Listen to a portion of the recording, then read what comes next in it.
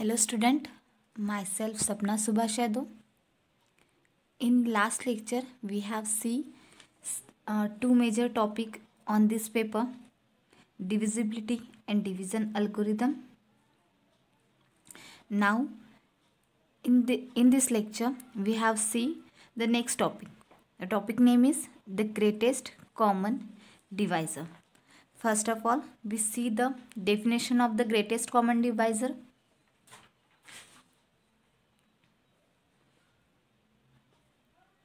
The greatest common divisor. A non-zero integer d is said to be a greatest common divisor GCD.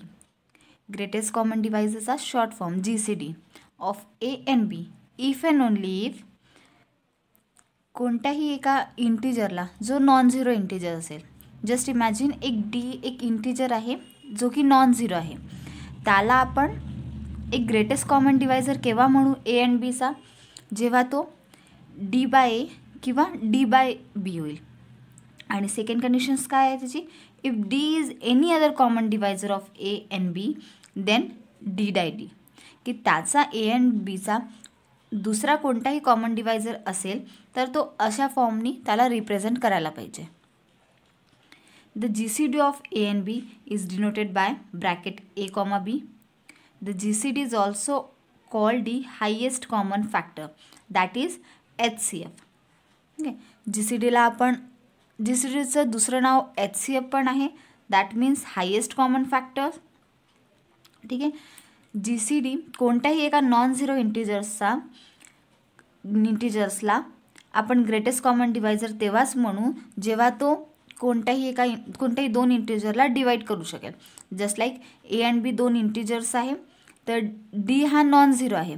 ठीक आहे, तर D bye ए आणि D bye बीच्या फॉर्ममध्ये तो मिळायला हवा आपल्याला.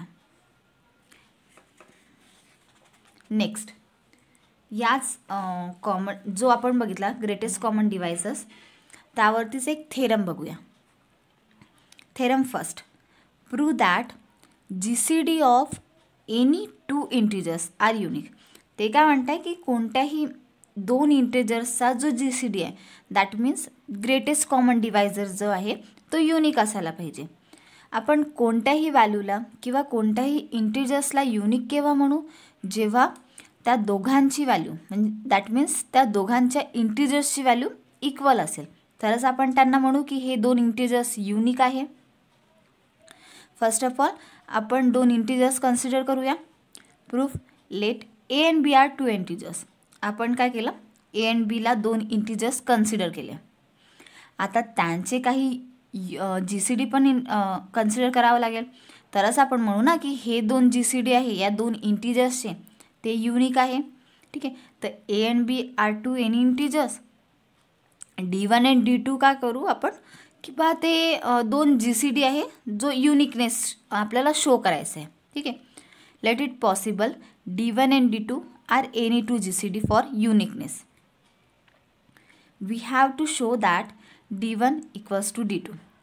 ठीक आहे, first of all D one equals to D two आहे, दॅट मीन्स आपल्याला आधी प्रूव्ह करावं लागेल की डी टू जो आहे तो डी वन जो आहे तो डी टूला डिवाइड कर सके, आणि सेकंड आपल्याला प्रूव्ह करायचं आहे की जो डी टू आहे तो डी वनला म्हणजे डी टू जो आहे तो डी वनला डिवाइड करू.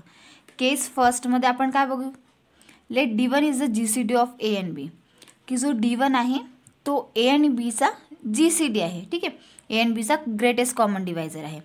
तर डी टू काय आहे, हा दुसरा एनी अदर कॉमन डिवायझर आहे ए अँड बीचा. दॅट मीन्स जो डी टू आहे जो डी वन आहे तो डी टूला डिवाइड करत आहे. ही झाली आपली केस फर्स्ट.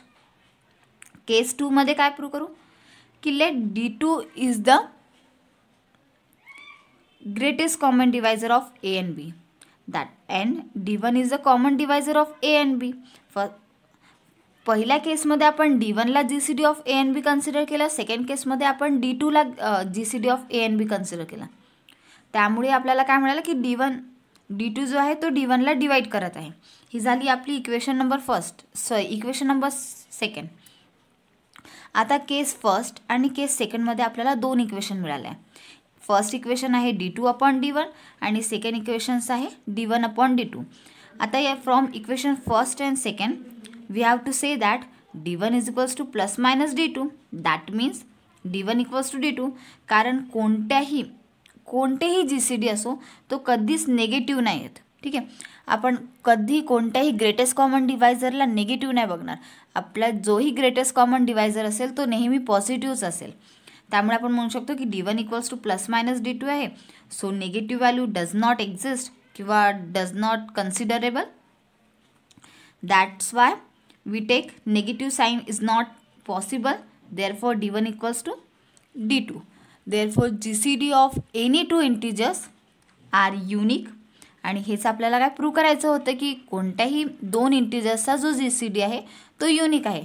तर आपण A आणि B दोन इंटिजर्स कन्सिडर केले आणि त्याचे दोन D1 आणि D2 दोन GCD कन्सिडर केले. आणि या थेरम केस फर्स्ट आणि केस 2 मुळे आपल्याला मिळालं की जो आपला D1 आहे तो इक्वल्स टू D2 आहे. Hence prove. या थेरमवरती आपण एक एक्झाम्पल बघूया. ठीक आहे, next example. Prove that there are no integers AB n is greater than 1 such that a to the power n minus b to the power n upon a to the power n plus b to the power n. आपल्याला त्यांनी काढलं की त्यात कोणतेच integers नाही आहे आणि n जो आहे हा ग्रेटर दॅन 1 आहे. त्यामुळे आपल्याला ही कंडिशन जी आहे ती प्रूव्ह करायची आहे. We prove this example by applying the method of contradictions. Contradictions म्हणजे त्यांनी आपल्याला म्हटलं आहे ना की यात कोणतेही इंटिजर्स नाही आहे. There are no integers. आपण याला कॉन्ट्राडिक्शननी प्रूव्ह करू. तर आपण कन्सिडर करूया की यात जे आहे त्यात एक इंटिजर्स आहे.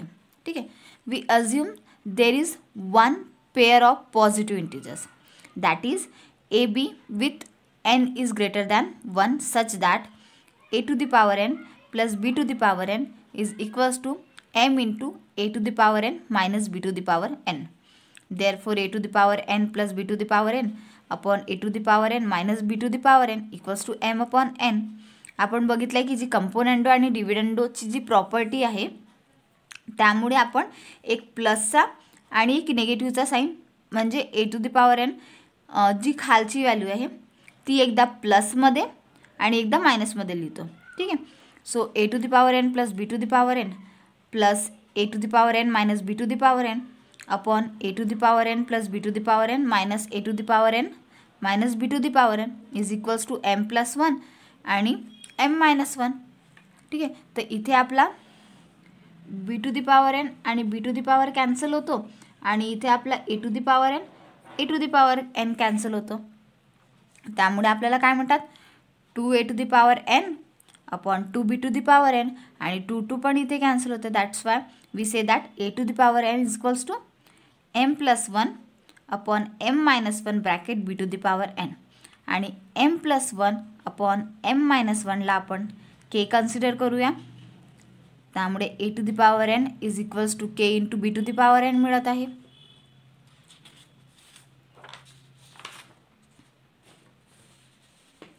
Taking nth root both sides. ठीक आहे, सॉरी आपण काय केलं की त्याचे जे nth रूट आहे ते बोथ साईडनी घेतले. त्यामुळे आपल्याला काय मिळालं की एच्यावर जो nth रूट होता तो कॅन्सल झाला. केच्यावर जो केच्यावर nth रूट नव्हता म्हणून तिथे nth रूट आलं इंटू बी कारण बीच्या वरती पण nth रूट होता. But for n is greater than n. पण n काय हा ग्रेटर दॅन 1 आहे. ठीक आहे, जे आपण कन्सिडर दिलं होते की n हा ग्रेटर दॅन 1 आहे. तर k to the power 1/n हा इंटिजर्स होणार आहे का? नाही. k to the power 1/n is a not a integer. It is contradicts equations 1.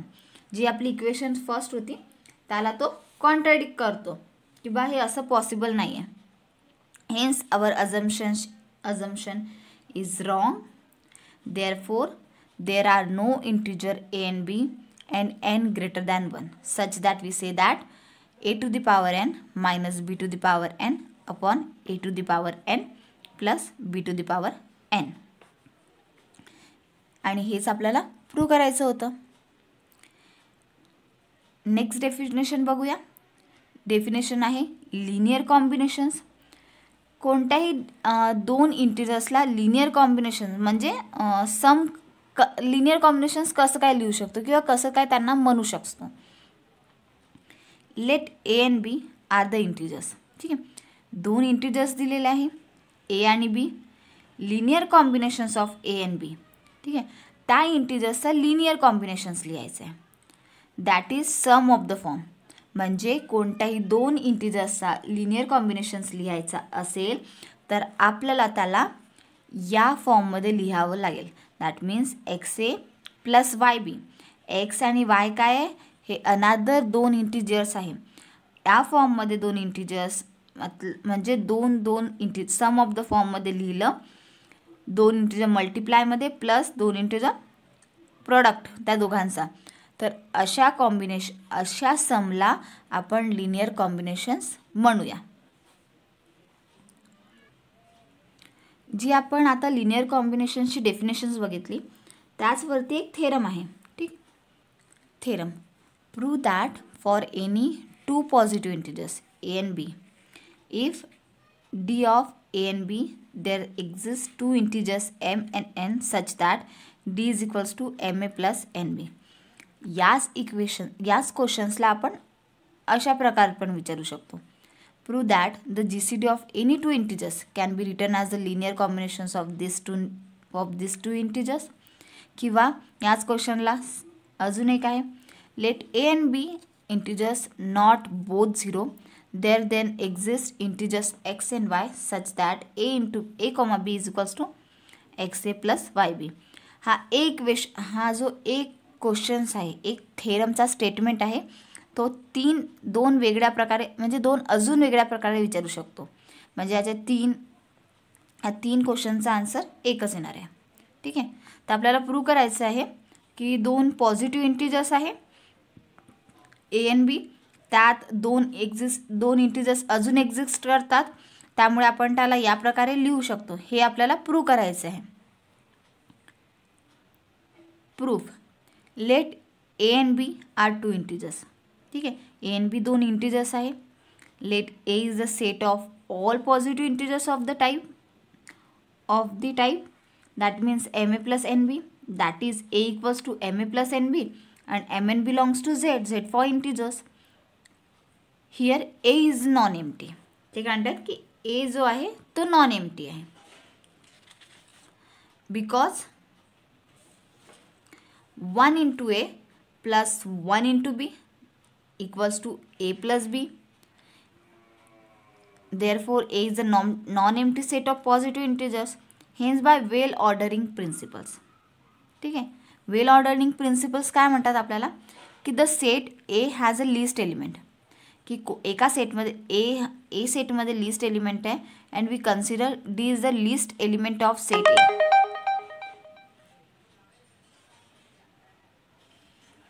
ठीक आहे, ए हा लिस्ट एलिमेंट आहे आणि आपण कन्सिडर केला की जो लिस्ट एलिमेंट आहे तो डी आहे. D is the least element of set A.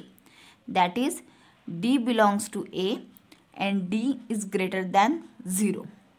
Therefore D must be the type of MA plus NB. त्या D ला या टाईपमध्ये असावं लागेल. Therefore MA plus NB. Now to prove the theorem we have D is the GCD of A and B. ठीक आहे, म्हणजे या थेरमला प्रूव्ह करायसाठी आपल्याला काय की D जो आहे तो GCD आहे A and Bचा. आपण जेव्हा ग्रेटेस्ट कॉमन डिवायझरची जेव्हा डेफिनेशन्स बघितली तेव्हा आपण त्याच्या दोन केस बघितले होते की कोणत्याही इंटिजर्सला आपल्याला ग्रेटेस्ट कॉमन डिवायझर प्रूव्ह करायचं असेल तर त्याला दोन कंडिशन सॅटिस्फाय करावं लागते. फर्स्ट कंडिशन काय होती की तो डी बाय ए और डी बाय बी असायला पाहिजे आणि second condition D dash is any other common divisor of A and B then D dash upon D. Let us suppose that division algorithm. By division algorithm A and B there exist A is equals to dq plus r आणि r काय हा less than D आहे. That means r is equals to a minus D Q आणि जी D ची value आहे ती आपली काय आहे M A plus N B. Therefore a minus M A plus N B into bracket Q a minus M A Q minus N B Q is equals to 1 minus M Q. a common काढला आणि यामधून बी बाहेर काढलाय. तर हा कसा represent करेल की therefore R is equals to M dash A plus N dash P. M dash काय आहे 1 मायनस एम क्यू आहे आणि एन डॅश काय मायनस एन क्यू आहे. Thus R is express as linear combinations of A and B. Therefore R belongs to A. It's equation first. But R is less than D and this is the least element of set A. त्यांनी काय म्हटलं आहे की R हा less than D आहे, पण D तर आपला काय आहे लिस्ट एलिमेंट आहे त्या सेटचा, जो आपण स्टेरमच्या स्टार्टिंगमध्येच कन्सिडर केला होता. Therefore R does not belongs to A. Equation second. But from equation first and equation second it contradicts. Equation फर्स्टमध्ये म्हणत आहे की आर बिलॉंग्स टू ए आहे आणि इक्वेशन सेकंडमध्ये म्हणत आहे की R does not belongs to A. From equation first and second it gives contradictions. Hence our assumption is wrong. Therefore D by A. ठीक आहे, म्हणजे आपण जे अजम्पशन कन्सिडर केलं होतं की D by A पॉसिबल नाही आहे, तर ते रॉंग झालं.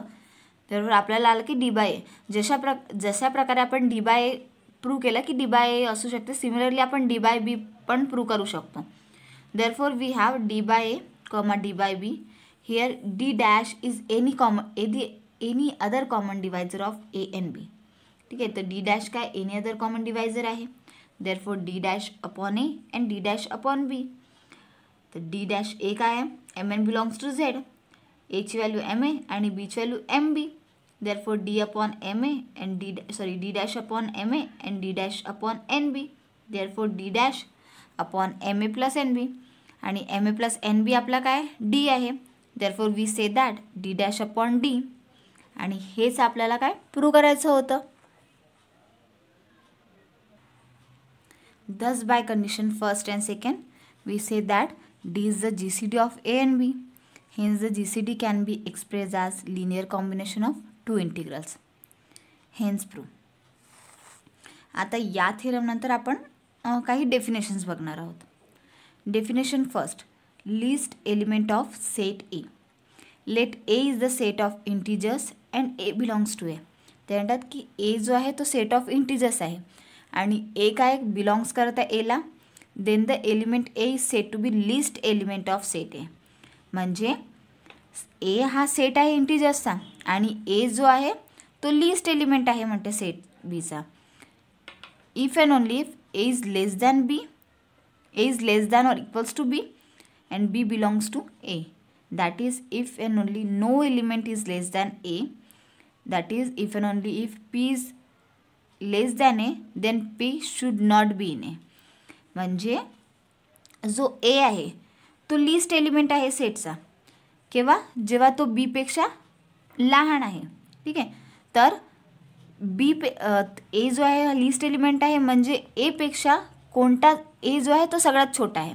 त्यापेक्षा अजून कोणताच एलिमेंट जो आहे तो छोटा नसणार आहे, तो लिस्ट नसणार आहे. जर P हा लेस दॅन ए आहे म्हणजे P हा नॉट ए मधला नाही आहे, कारण ए मधला जो सगळ्यात लिस्ट एलिमेंट आहे तो ए आहे. सो ए पेक्षा P लहान असो तर असं नाही म्हणू शकणार आहे की P हा ए मधला एलिमेंट आहे. ठीक आहे. Next definitions. Well ordering property. Every non-empty set of positive integers possess the least element. Such property called as well ordering property. म्हणजे कोणतेही नॉन एम्प्टी सेट असणार ज्या म्हणजे जो पॉझिटिव्ह इंटिजर्सचा असेल, जो कोणताही नॉन एम्प्टी सेट्स. ठीक आहे, तर त्या या प्रोसेसमध्ये list element such property is called as well order. That is example 2, 4, 8. तर यातला जो लिस्ट एलिमेंट आहे तो काय 2 आहे. Here 2 is the least element है ना. तर या एक्झाम्पलचा जो लिस्ट एलिमेंट आहे तो कोणता आहे 2. सेट कोणता आहे 2, 4, 8 आणि त्याचा जो लिस्ट एलिमेंट आहे तो काय आपला 2 आहे. एक इम्पॉर्टंट नोट आहे. Let A and B integers they both are non zero. ठीक आहे, ए अँड बी हे दोन इंटिजर्स आहे आणि ते दोन्ही पण झिरो नाही आहे. Then A and B are relatively prime. तर ए अँड बीला आपण रिलेटिव्हली प्राईम म्हणू शकतो केव्हा जेव्हा there exist A integers X and Y such that X A plus Y B equals to 1. जर तो integers X A plus Y B equals to 1 येत असेल तर आपण ए अँड बीला रिलेटिव्हली प्राईम असं म्हणू शकतो. या नोटवर एक छोटासा थेरम आहे, ठीक आहे. If A and B into D then A by D comma B by D equals to 1. Proof let D is equals to A comma B. Therefore D is the G C D of A and B. आपण म्हणू शकतो की D जो आहे तो जी C D आहे A and बीचा. Bye well known theorem every जी C D एक वेल नोन थेरम आहे जो असं म्हणतो की जेवढ्याही पण जी सी डी आहे ते इंटिजर्सला लिनियर कॉम्बिनेशन्समध्ये एक्सप्रेस करतात. That means every GCD can be expressed as linear combination of that integers. Therefore D is equals to xa plus yb. That means xy belongs to I. Dividing by D. या above equations ला आपण D ने divide केलं. 1 equals to x into a by d plus y into b by d. That is x into a by d plus y into b by d equals to 1. By well-known theorem we say that a upon d and b by d are relatively prime. So by definitions of relatively prime we say that is GCD is 1, therefore a by d and b by d equals to first.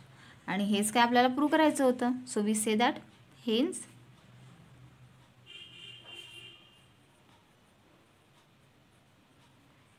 Prove. Next Euclid's lemma. ठीक आहे.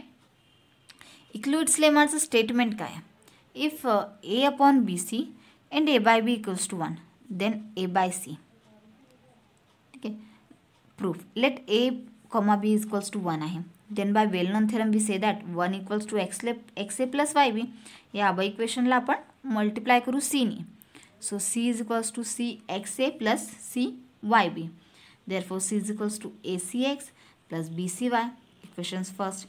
Now we say that A upon AC also A upon BC.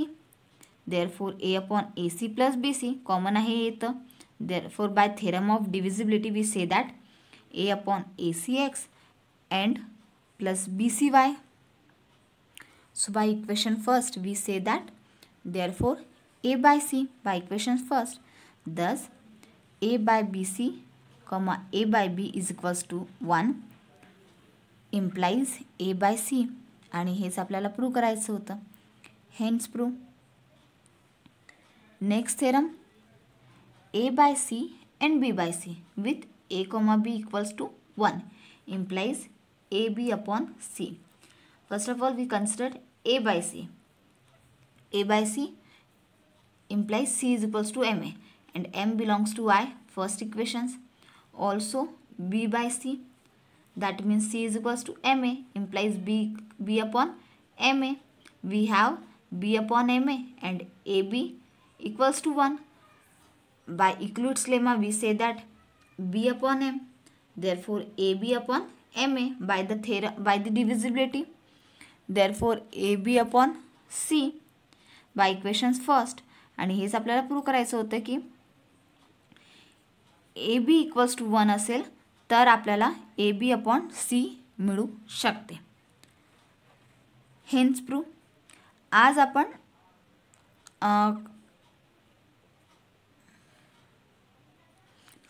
आज आपण greatest common divisor कसा असतो म्हणजे greatest common divisor मिळवण्यासाठी आपल्याला कोणकोणते केसेस सॉल्व करावे लागतात किंवा कोणकोणत्या प्रॉपर्टी सॅटिस्फाय कराव्या लागतात त्या बघितल्या. त्यावरती आपण काही थेरम बघितले जसं की G C D of any two integers are unique.